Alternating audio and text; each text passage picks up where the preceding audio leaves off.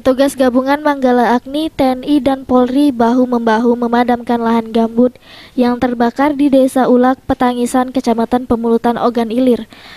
Dalam waktu kurang lebih 4 atau 3 jam, petugas baru dapat memadamkan api yang membakar seluas 4 hektar lahan gambut. Koordinator Pencegahan dan Pemadaman Manggala Agni wilayah Ogan Ilir, Sultan Wardi Niladi, mengatakan belum diketahui secara pasti dari mana asal api yang membakar lahan gambut ini. Lahan gambut yang terbakar seluas 4 hektar. Pihak Manggala Agni menerjunkan 1 regu guna memadamkan 4 hektar lahan ini dengan jumlah personil sebanyak 15 orang.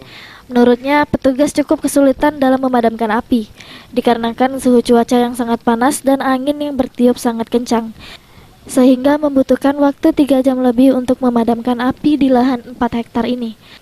Selain cuaca, lokasi kebakaran lahan gambut yang cukup jauh masuk ke dalam juga menyulitkan petugas dalam melakukan pemadaman. Bahkan petugas yang mendapatkan informasi ada kebakaran lahan ini sekitar jam 12 siang dan baru dapat dipadamkan pukul 5 sore. Tangisan jam 12 kami dapat kabar, kami langsung menuju lokasi sekitar jam 2-an, kami langsung memadamkan. Perkiraan luas terbakar ini 3 hektar. Yang berhasil kita padamkan kurang lebih 1 hektar itu. Oke. Sementara cuman di Pemulutan yang terpantau karhutlah dan cepat kita padamkan. Ahmad Romawi, PAL TV.